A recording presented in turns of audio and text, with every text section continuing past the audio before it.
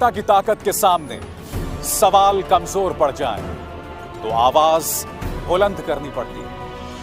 बोल कि लब आजाद है तेरे, बोल के लब आजाद है तेरे, बोल ज़बां अब तक तेरी है। वाकई हैरत होती है। इस वक्त ये सवाल कोई नहीं पूछ रहा है कि करीब 1000 वाहन उत्तर प्रदेश बॉर्डर पर पहुंचे नोएडा और गाजियाबाद और बगैर किसी काम के यू टर्न लेते हुए वापस जो हैं वो अब राजस्थान का रुख कर चुके हैं। कोई ये सवाल नहीं पूछ रहा कि अगर उत्तर प्रदेश सरकार ने ये हठधर्मिता ना दिखाई होती, अगर उत्तर प्रदेश सरकार ने ये अहंकार ना बताया होता, तो उन 1000 वाहनों में गरीब मजदूर जो इस वक्त सड़क पर चल रहा है वो बैठा हो सकता था। कोई ये सवाल नहीं पूछ रहा कि बाकायदा अवनीश अवस्थी नाम के इस ब्यूरोक्रेट के लेटर में इस बात की परमिशन दी गई थी कि कांग्रेस अपनी बसें नोएडा और गाजियाबाद की सीमा पर ला सकता है और उसे प्रशासन के सुपुर्द कर सकता है। यह परमिशन दी गई थी, बावजूद इसके वहां पर तैनात पुलिस ने उन बसों को घुसने नहीं दिया और बाकायदा फिर उन्हें यू टर्न लेते हुए वापस राजस्थान का रुख करना पड़ा। कोई यह सवाल नहीं पूछ रहा है, क्योंकि देखिए कांग्रेस तो जाहिर सी बात है एक पॉलिटिकल पार्टी है, अपनी राजनीतिक जमीन खोज रही है उत्तर प्रदेश में, वो इस तरह की सियासत करेगी। मुद्दा वो नहीं है, मुद्दा ये है कि आज की तारीख में हमें एक प्रमाण देना है, हमें एक मिसाल देनी है कि इस संकट के बावजूद हमारे राजनीतिक मतभेद जितने भी हों, हम सब एक साथ एक मंच पर बैठकर काम करेंगे। मगर सियासत का इतना बदसूरत चेहरा, योगी प्रशासन ने उन बसों को घुसने ही नहीं दिया, बावजूद उसके कि बाकायदा यह लेटर था जिसमें इन्हें घुसने की अनुमति थी। मीडिया क्या डिबेट कर रहा है मैं आपको बताता हूं। मीडिया आपके सामने यह डिबेट कर रहा है, आपके स्क्रीन पर यह है टाइम्स नाउ का हैशटैग और यह कह रहा है बड़ा सवाल, कांग्रेस एक्सपोजेस कांग्रेस, यानी कांग्रेस खुद को एक्सपोज कर रहा है। Given that Priyanka Gandhi did not deny that there may have been mistakes in the list of buses, isn't the Congress guilty of misleading migrants? Priyanka Gandhi ने अपने प्रेस कॉन्फ्रेंस में अपने बयान में कहा था कि हो सकता है कुछ बसेस जो हैं बसेस ना हो, एम्बुलेंसेस रही हों, कार्स रही हों या ट्रक्स रहे हों, मगर इस मुद्दे को लेकर यह चैनल जो है वो कांग्रेस को एक्सपोज कर रहा है।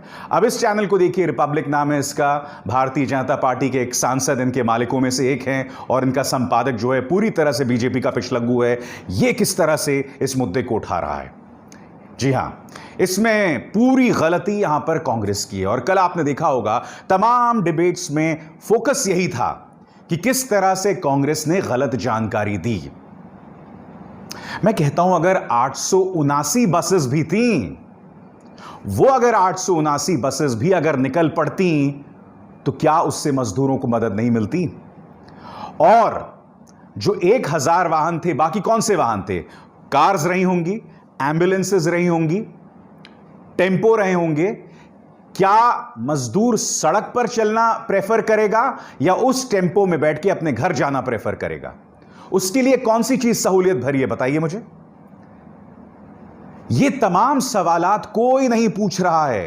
पूरा जो दोष इसमें कांग्रेस पर मढ़ा जा रहा है और मैं आपको बताता हूं किस तरह से प्रोपेगेंडा चलाया जा रहा है और ये बहुत ही इफेक्टिव प्रोपेगेंडा है। क्योंकि आज बोल के लब आजाद है तेरे में मैं ना सिर्फ ये जो मजाक उत्तर प्रदेश के गरीब मजदूरों के साथ किया गया है जो उस वक्त सड़क पर चल रहे हैं, ना सिर्फ उस पर फोकस करने जा रहा हूं, बल्कि यह भी कि इस कोरोना संकट में भी आखिर न्यूयॉर्क टाइम्स जैसा अखबार भी क्यों कह रहा है कि प्रधानमंत्री नरेंद्र मोदी की लोकप्रियता में कोई कमी नहीं आई है। मैं उसके पीछे की वजह टटोलने वाला हूं, मगर सबसे पहले मैं आपको भारतीय जनता पार्टी के प्रोपेगेंडा वो किस तरह से इफेक्टिव है, प्रोपेगेंडा क्या चलाया जा रहा है देखिए। सबसे पहले पति नंबरी बीवी 10 नंबरी, उसके बाद रॉबर्ट वाड्रा तो बेचारा यूं ही बदनाम है, इसके घोटालों की सफलता के पीछे तो बीवी का हाथ है। भाई आलू डालो सोना निकलेगा, बहन टेम्पो डालो बस निकलेगी। देखिए इन तीनों चीजों पर गौर कीजिए। इस वक्त रॉबर्ट वाड्रा को लेकर भारतीय जनता पार्टी समर्थकों में एक जबरदस्त आक्रोश है और खासकर रॉबर्ट वाड्रा, जब भी कांग्रेस के घोटालों की बात आती है तो रॉबर्ट वाड्रा एक चेहरे के तौर पर सामने उभरते हैं। तो बहुत ही चालाकी से यहां पर रॉबर्ट वाड्रा को चेहरा बनाया है। अब आगे देखिए, भाई आलू डालो सोना निकलेगा। राहुल गांधी के इस बयान का हवाला दिया जाता है और भारतीय जनता पार्टी जानबूझ के आपके सामने आंशिक बयान पेश करती है। राहुल गांधी ने ऐसा कुछ नहीं कहा था। राहुल गांधी सिर्फ एक मिसाल पेश कर रहे थे और उस मिसाल को उन्होंने राहुल गांधी के बयान के तौर पर पेश किया। तो जो तीनों स्क्रीनशॉट्स, ये तीनों प्रोपेगेंडा की जो मिसालें मैंने आपके सामने पेश की हैं, वो क्या बतलाने की कोशिश कर रहे हैं? वो सिर्फ ये बतलाने की कोशिश कर रहे हैं कि एक तरफ इन्हें मुख्यधारा की मीडिया का साथ मिल रहा है, वो मुख्यधारा की मीडिया जो योगी सरकार से बिल्कुल सवाल नहीं कर रहा है, दूसरी तरफ इस तरह के स्क्रीनशॉट्स व्हाट्सएप के जरिए, प्रचार तंत्र के जरिए वायरल किए जा रहे हैं।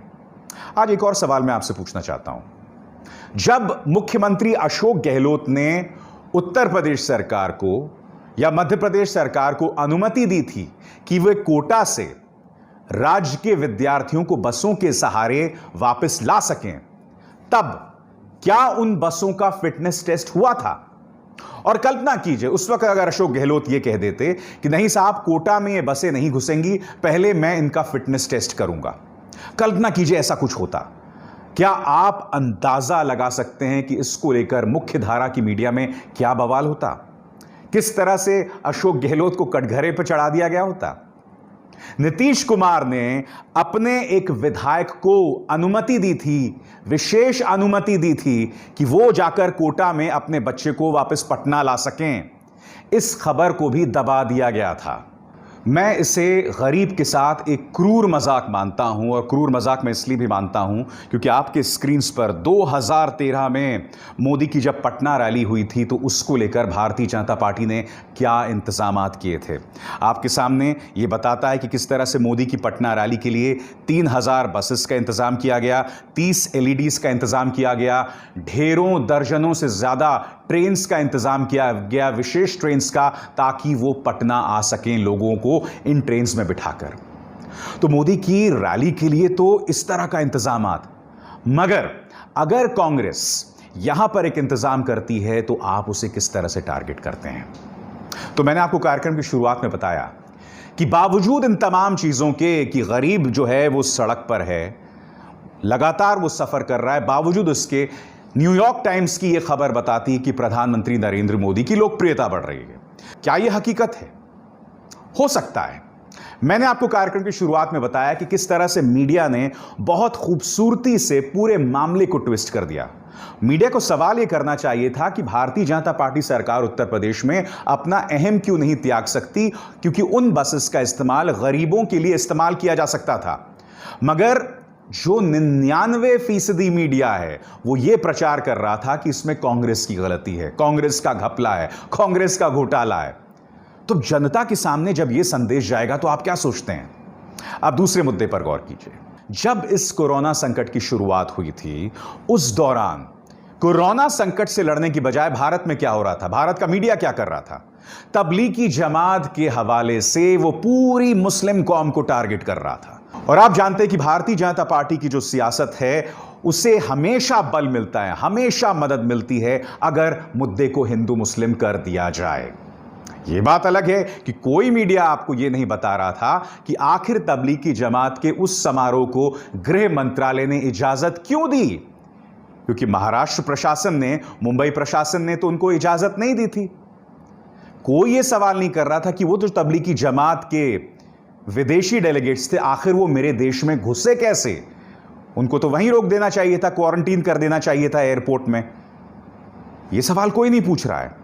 तो सबसे बड़ी बात, मीडिया के जरिए ब्रेन वॉश करना, मीडिया के जरिए मास सम्मोहन। और जब यह संदेश जाएगा तो जाहिर सी बात है प्रधानमंत्री की लोकप्रियता तो बढ़ेगी ना, क्योंकि जब जनता के सामने आप असली मुद्दे नहीं उठाएंगे तब क्या होगा? अब आगे गौर कीजिए। 1041 प्रवासी मजदूर जो उत्तर प्रदेश लौटे हैं वो सब कोरोना वायरस से संक्रमित हैं। क्या कोई यह सवाल पूछ रहा है इस सरकार से कि आखिर जो मजदूर अपने घर जा रहे हैं, टेस्टिंग किट्स के जरिए उनकी टेस्टिंग करके उन्हें क्यों नहीं भेजा जा रहा है? अब तक हम एक टेस्टिंग किट का विकास ही नहीं कर पाए, डेवलप नहीं कर पाए हैं। क्या यह सवाल कोई पूछ रहा है? केंद्र सरकार इस तरह के टेस्टिंग किट्स राज्य सरकारों को क्यों वक्त पर मुहैया नहीं करा रही है ताकि ये मजदूर जो हैं वो बीमार होकर अपने गांव ना पहुंचें? यह मुद्दा मैं लगातार अपने कार्यक्रमों में उठाता रहा हूं, मगर क्या इस मुद्दे को लेकर केंद्र सरकार से सवाल किया जा रहा है? नहीं किया जा रहा है। 6 साल पहले जब प्रधानमंत्री सत्ता में आए थे तो एक बहुत बड़ी ताकत उनकी क्या थी?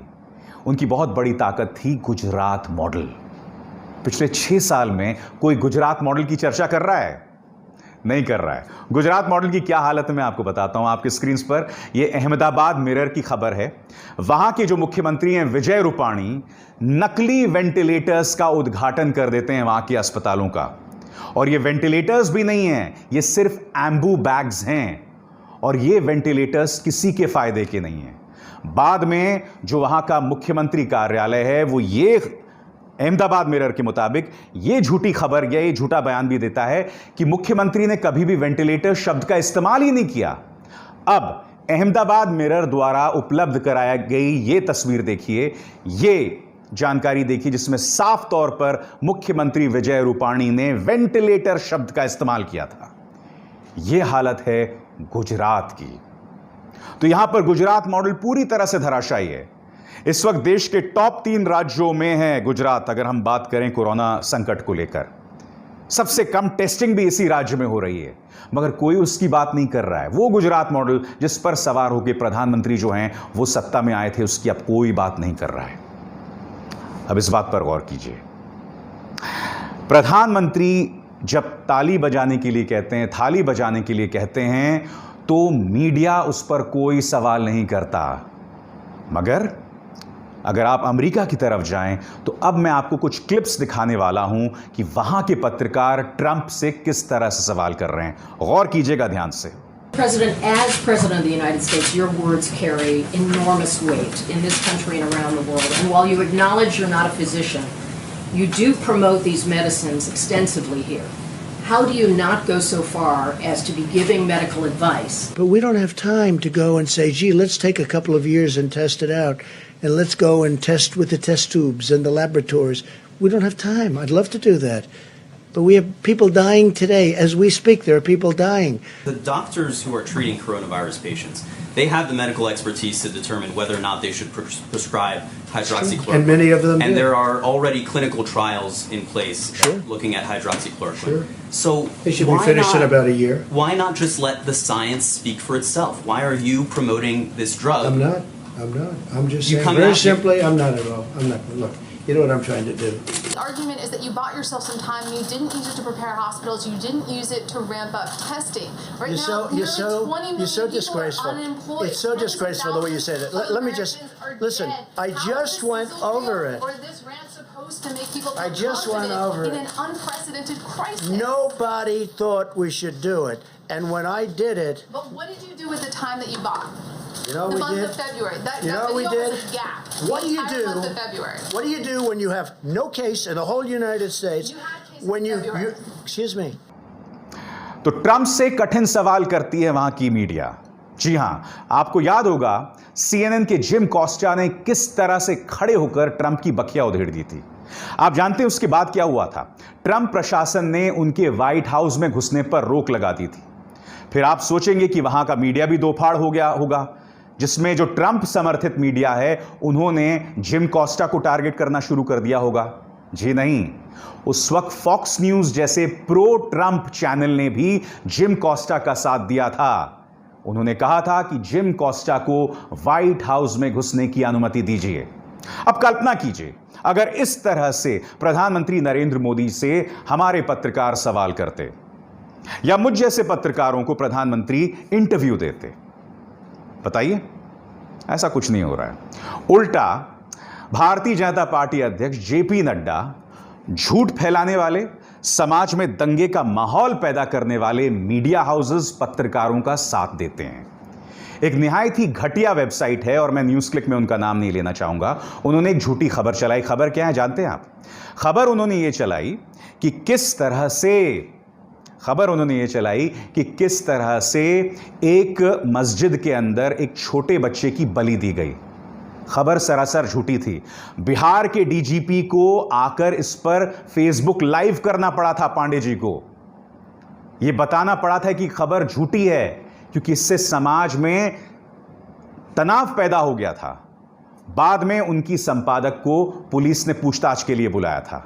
क्या आप जानते हैं, जेपी नड्डा सामने आते हैं और उस मीडिया हाउस का समर्थन करते हैं कि किस तरह से बीजेपी के कार्यकर्ताओं को टारगेट किया जा रहा है। जब अर्नब गोस्वामी को अदालत ने हाल ही में एक फैसला सुनाया था कि मुद्दे को सीबीआई को ट्रांसफर नहीं किया जाएगा, एफआईआर को खत्म नहीं किया जाएगा, तो जेपी नड्डा ने कहा कि यह जो अदालती फैसला है वो कांग्रेस के लिए सीख है कि वो पत्रकारों को टारगेट करना बंद करे। और यह पत्रकार कर क्या रहा था? इसने 3 बातें कही थी। पहली बात कि पालघर में जो मॉब लिंचिंग हुई है उसके पीछे सोनिया गांधी का हाथ है, कोई प्रमाण नहीं इसके पास। दूसरी बात, बांद्रा में जो मजदूर इकट्ठा हुए थे ये मजदूर जो हैं भाड़े के टट्टू थे। तीसरी बात, बांद्रा में जो मजदूर इकट्ठा हुए थे वो एक मस्जिद के कहने पर यहां इकट्ठा हुए थे, यानी कि सांप्रदायिक माहौल को भी खराब करना। जेपी नड्डा ऐसे पत्रकारों के पक्ष में सामने उभर कर आ रहे हैं और मीडिया की आजादी की दुहाई दे रहे हैं। तो आप सोचिए, जब ये तमाम चीजें जुड़ जाती हैं तो प्रधानमंत्री की लोकप्रियता को क्या असर पड़ने वाला है? कोई असर नहीं पड़ने वाला है। और जो भारतीय जनता पार्टी मीडिया की आजादी की बात करती है, तो मैं आपके सामने कुछ नाम पेश करना चाहूंगा।